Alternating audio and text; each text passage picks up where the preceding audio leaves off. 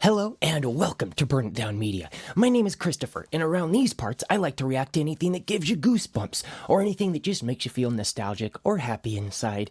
Now, I am so excited because I want to check this out. This is Geography Now, Indonesia. This will tell us everything we want to know about Indonesia. I am so excited to check this out because one of my favorite types of music is Indonesian music. I just love the music from Indonesia. It is so healing. It is so amazing. Every time I'm feeling down, every time I'm feeling under the weather, I feel like Indonesia music is just that healing. It's got something healing in it. You know what I mean? So it's definitely beautiful, and I'm just so thankful for Indonesia. Honestly, I love Indonesia. So it's one day at a time here. Please hit that subscribe button. We're almost at 30,000 subscribers. I started this channel because I have congestive heart failure, and I just love music. I feel like music's been very healing to me, and it helps me get through the hard days. You know what I mean? So let's do it. Please hit that like button, subscribe button, and tell me what where you're watching from and what you would like to see from me. So, yeah, let's do it. Hey everybody, so if you don't know anything about Indonesia, basically all you have to know is that it's kind of like the Hawaii of the Muslim world, but it's like huge. It's like the biggest state, and with orangutans. And that's it, just no punchline. Let's just go to the intro song. Oh, this is gonna be exciting. Time to learn geography. Now! Hey everybody, I'm your host Barbie. So as some of you know, I've been to Indonesia one time on one island for like 3 hours. I ate one dish, so basically I'm like the Indonesia expert, right? Well, if not, I'm kind of like the only guy on YouTube doing full profile videos like this. So for now, you'll just have to kind of deal with me for like the next 12 or so minutes. Woohoo! Default! Alright, so again, if you don't know anything about Indonesia, it's basically like if the Middle East and South Asia had an incredibly colorful, loud, somewhat explosive set of babies. Like thousands of them. Okay, that doesn't really help. First of all, Indonesia is the world's largest archipelago nation, located right where the Indian Ocean meets the Pacific Ocean, on the incredibly clustered set of islands, making 6 countries known commonly as Nusantara, or the Malay Archipelago. Indonesian Archipelago. Sure, whatever makes you happy. Man. Indonesia actually has land borders with 3 of these countries, East Timor, Papua New Guinea, and Malaysia, on the biggest island, Borneo, or Kalimantan, which is one of the world's only 2 triple split nation islands, the other one being Cyprus. One of my favorite videos ever comes from there.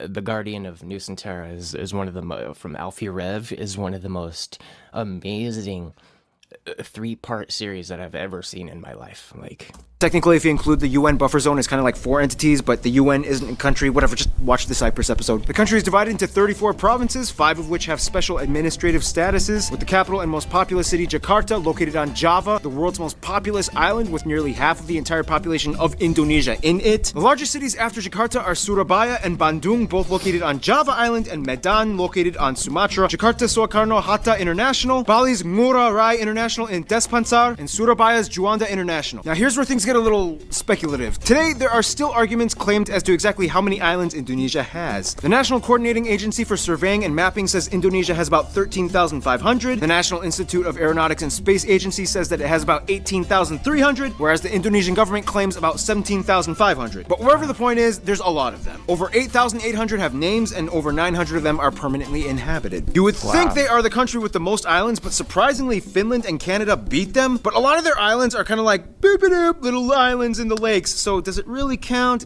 I guess. Now let's talk about the 5 special administrative provinces. They are Aceh, Yogyakarta, West Papua and Papua, and the capital Jakarta. Now, no surprise, the capital Jakarta acts as its own political entity. Lots of countries do that. But what about the others? First, Aceh. Aceh is kind of like the black sheep of Indonesia. It's the only province in which Sharia law is fully implemented. Also, they kind of have like a ton of oil, so yeah, they've kind of asserted a very independent ideology that sets them apart as autonomous from the rest of Indonesia. Then you have Yogyakarta, which is the only region that is still governed by a pre-colonial monarchy, the Sultan of Yogyakarta, who acts as a hereditary governor. Otherwise, we get the 2 Papuas, which collectively used to be the province called Irian Jaya, but then in 2000... this is amazing.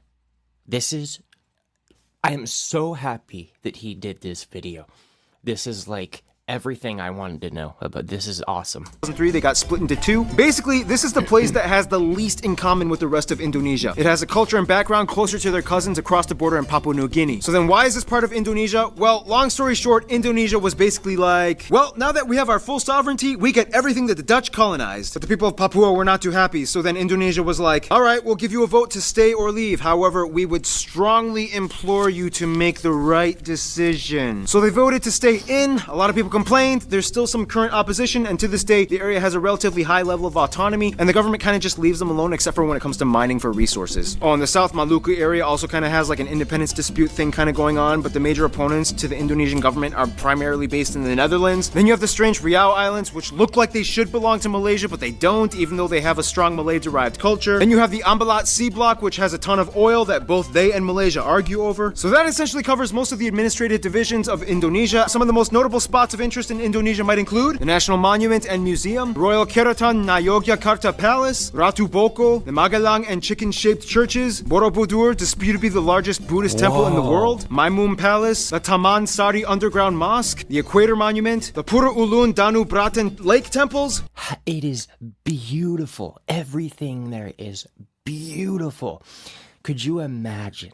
It's one of my dreams to go over there. I think it would be so just eye-opening. I feel like it would be therapeutic. It would be spiritual for me. You know what I mean? Man. Yeah, try to say that 5 times fast. Pura Alun Danat the Batan Lake. The Millennium Bridge, the Sacred Monkey Temple, the Hellmouth or Elephant Cave, the 7-story pagoda of Cebu, the smoked mummy villages of Aikim and Jiwika in Papua. Or if you're lazy, you can just go to the Taman Mini Indonesia Indah Park, which kind of has like a bunch of replicas of all the famed sites in Indonesia. Oh, and keep in mind, there's Dutch colonial style buildings all over, too many ancient temples and pagodas to list. And no matter how many buildings and landmarks are built, they will never compare to what Mother Nature has done. Which brings us to... Indonesia's land is like that one ex we all had back in our 20s that we trusted a stupid friend to hook us up with. Super attractive, but almost killed you a few times. Indonesia lies on what is labeled as the prehistoric continental shelf known as Sundaland, which during the Ice Age times pretty much connected all of the islands together before the Wallace Line until the ice melted and filled in the gaps. Now this is where things get incredibly messed up. Not only is Indonesia right in the worst part of the Ring of Fire, but the country is basically smashed between 3 converging major continental plates. The Eurasian, the Pacific, and the Australian plates, with dozens of minor plates and rifts like the Sunda, Timor, Banda, Molucca, and so on. This in return gives Indonesia over 400 volcanoes, disputably more than any in the world, with over 150 active ones, making it the most volcanically active country in the world as well. This means on a daily basis, Indonesia experiences on average about 4 earthquakes a day, ranging anywhere between the small, timid 3 to a noticeable 6 on the Richter scale. And you never know where or when they will happen. Impressive. Nonetheless, volcanoes can be a good thing, especially... Tell me, have you ever experienced, I'm obviously if you're from Indonesia, you experienced it, but tell me about your experiences with earthquakes. Wow. I can only imagine, man. Wow. Especially when concentrated close to the equator, as the warmer, humid climate allows moisture and minerals to coalesce, creating some of the most fertile land on the planet. This is why places like Hawaii and Iceland are so radically different despite both being volcanic islands. In the end, Indonesia got blessed with a flourishing abundance of flora and fauna, the second highest concentration in the world after Brazil, many of which being endemic species like the Rafflesia arnoldi and the Titan arum, the largest flowers in the world, which each smell like rotting corpses. And at over 180, they also have the highest concentration of mammals out of anywhere in the world. Nonetheless, the national animal is actually a reptile, the largest in the world at 3 meters long, the famous Komodo dragon, which you can find a bunch of on Komodo Island, which is where they get their name from, and they can kill people. Yeah. Just a heads up. And the surprisingly not national animal, even though everybody knows and loves them, the only great ape in Asia, orangutans, are only found on this archipelago as well. By the way, they look docile and quiet, but orangutans can rip off your arm if you anger them. So don't. Otherwise, the largest mountain, Puncak Jaya, is located in the east in Papua. The longest river, the Kapuas, flows on Kalimantan, or Borneo Island, starting in the east, emptying into the South China Sea. The largest lake, as well as the largest volcanic lake in the world, Lake Toba, can be found on Sumatra. This is also the site of the largest speculated volcanic explosive eruption on Earth that essentially created a worldwide volcanic winter. The eruption was so big that you can literally observe ashes from the explosion that went as far as Malawi in East Africa. Remember, guys, Mother Nature is beautiful, but if she wants, she can fucking kill you. Close to Puncak Jaya is Grasberg, the largest gold and copper mine in the world. And on Mount Ijen on Java, which spews out blue lava, all over you can find intrepid sulfur miners that literally go into the base of the volcanic craters, risking health just to get raw sulfur ores. Otherwise, you have other anomalies like the Sidoarjo mud volcanoes, the three-colored lake Kelimutu in Flores, and the Kakaban Island jellyfish lake. Too many strange places. To this day, Indonesia is the #1 producer of palm oil, cloves, cinnamon, nutmeg, coconut, and vanilla. Vanilla is my favorite flavor. Wow, that's crazy. I love everything about this. I'm learning so much. It's honestly like, it's like a spiritual place, you know what I mean? There's so much amazing areas, like that three-colored lake. Are you kidding me? Man, to see that would be so amazing. Some national dishes might include things like rendang, satay, or satay, gado-gado, lontong, ketupat, papeda, ikan bakar, pempek, tumpeng, lemang, and the national dish nasi goreng, which basically just means fried rice, which has no exact recipe. You can mix it up and kind of do whatever you want to it. Oh, and keep in mind, Malaysia might argue that some of these dishes belong to them, but that's a whole other story tied in with history and culture. We got time. Why not talk about it?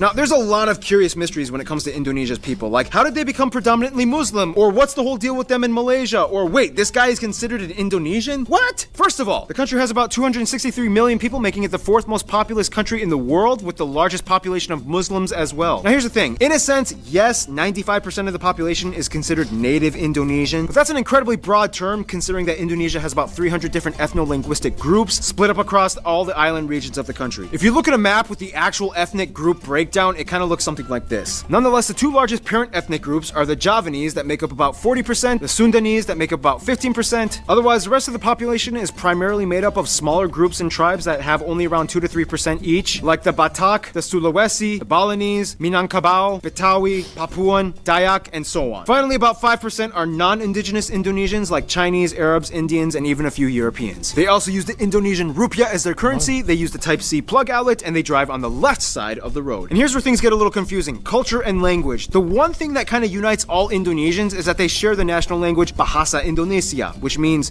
the Indonesian language. However, Bahasa Indonesia is actually kind of like a lingua franca to many of the people, as Indonesia is the world's largest trilingual country. In addition to Bahasa Indonesia, most people speak their own mother tongue as well as English. Yep, English. They caught on quick when they realized it was the money language. The funny thing is, even though the Javanese make up the largest people group, the Javanese language is not an official language. Technically, it could have been, but then that would have favored one people group over all the others, which would have caused tension, so they kind of had to choose like a neutral default. Plus, Javanese is like really hard to learn, and the original writing system, although very beautiful, is incredibly difficult. About 20% of my audience is Indonesian. It's like they're so friendly, so nice. I get so many amazing comments, dude, like from Indonesia. Like I'm just so thankful. I'm so thankful. Difficult to write. Nonetheless, at nearly 100 million speakers, this makes Javanese the largest non-official minority language in the world. And that's why the Bahasa Indonesia language is so strange. It's not even technically indigenous to Indonesia, but more Malay-derived. To this day, people who speak Bahasa Indonesia can understand somewhere around 60 to 70% of what their neighbors are saying in Malaysia. The biggest difference, though, would be the loan words, as Indonesia took quite a bit of influence from the Dutch back in colonial times. For example, kantor versus kantor, doctor versus dokter, mantel, mantel, oma, opa, wortel, wortel. Speaking of the Dutch, quick history lesson. Hindu kingdoms, Buddhist kingdoms, Islamic kingdoms. The Portuguese come in quickly, but then the Dutch flock in. Japan comes in for a couple of years and decimates a huge chunk of the population. Independence, Republic, the Suharto years. Controversial incidents and fights with ethnic Chinese, Timorese, and Papuan peoples. Suharto falls, Reformation period begins, and here we are today. In Indonesia, all citizens are required to register under one of 6 recognized religion categories: Islam, Protestant, Catholic, Hindu, Buddhist, and Confucianism. If you don't identify with either, then sorry. Prior to Islam entering around the 13th century, Indonesia was actually primarily Hindu and Buddhist. It's disputed on how exactly Indonesia became prevalently Muslim. Some people will say that it's because of the Arab traders that came by in the early first millennium. Others will say that maybe it had to do with the Malacca Sultanate conquest that fought against the Hindu and Buddhist kingdoms. And the truth is, both might be right. Inevitably, Bali became like the last sort of haven for whatever Hindus were left. The eastern Nusa Tenggara region and the Papuas remained predominantly Christian, as the Dutch and Portuguese shared the gospel. Islamic culture in Indonesia is a little different from what it looks like in the Middle East. For one, most mosques don't have the typical dome structure, and actually many of them resemble Hindu temples, like the Demak Great Mosque. When a family member dies, their relatives might often come together and pray for a whole week, and then again on the 40th day, and then on the year anniversary, and then on the 500th day, and so on. Also, the night before Eid al-Fitr, the youth might gather and go around neighborhoods reciting the takbir. Those are some things you don't really typically find in the Middle East. Clothing modesty customs are pretty loose. Not all Muslim women wear hijabs, however, the ones that do might also complement it with Western clothing, like branded t-shirts with skin-tight sleeves and jeans. When I was in Indonesia, I saw a hijab-wearing woman with short sleeves and capri pants exposing her calves. I was like,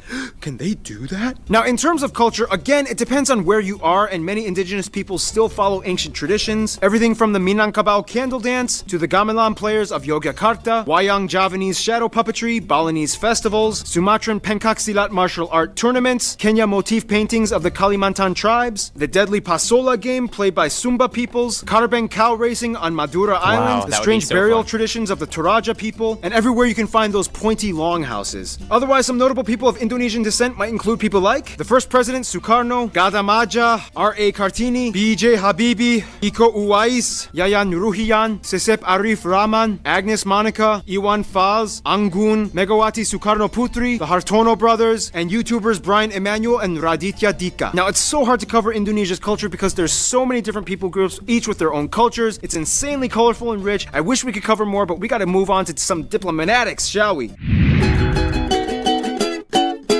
Okay, so Indonesia is basically like the kingpin of Southeast Asia with the largest population and economy, as well as being a member of the G20. Therefore, they know how to manage relations. First of all, the rest of the Muslim nations in the Middle East generally get along with Indonesia as they see them as kind of like their strange Asian cousins. Indonesians make up the largest group of pilgrims for the Hajj in Mecca. However, there has been some controversy with Saudi Arabia in regards to migrant worker abuse and death sentences. Since then, Indonesia dramatically decreased its expat programs. The US, the Netherlands, and Australia are kind of like their biggest non-Asian supporters. In addition to trade and business, the US played a huge role in Indonesia's independence, and they worked closely during Cold War times. The Netherlands still holds close ties to Indonesia despite post-colonial bitterness. Plus, tons of Indonesians live in the Netherlands. To this day, they have the second largest population of Indonesians outside of Indonesia after Malaysia at nearly 2 million. Australia gives some of the most aid to Indonesia, especially after catastrophe incidents. And even though there are some controversies involving immigration and attacks on Australians abroad, they still share close ties generally. Now, Indonesia and Malaysia are kind of like the Colombia and Venezuela of Southeast Asia. They're like the twins separated at birth and have a strange love-hate relationship. Malays accuse Indonesians of stealing their culture and language. Indonesians accuse them of not being grateful for all their help during war times. But when they actually meet up as people, it's like they're totally brothers. Nonetheless, most Indonesians I talked to have said Japan is probably their best friend, which is funny because Japan kind of really messed things up during World War II. Nonetheless, they've moved on, and today Japan makes up the largest export partner. Tourists flock in year-round, and the two have been building each other up for over half a century. Wow. In conclusion, That's Indonesia's beautiful. people are very much like their islands, numerous with lush, colorful, strange diversity. Sometimes a cyclone, earthquake, or volcano of controversy erupts, but at the end of the day, they still flourish together as one. Stay tuned, Iran is coming up next.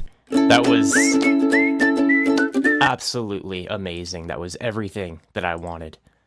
Wow, I'm so happy that I got to check that out. I'm so happy that I got to experience that with all of you.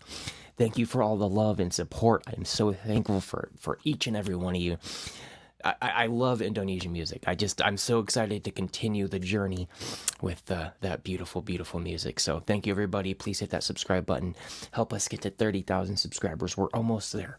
We are almost there. It's one day at a time, but we're in this together. So it makes it that much easier. I'll see you on the next one, my friends. Wow.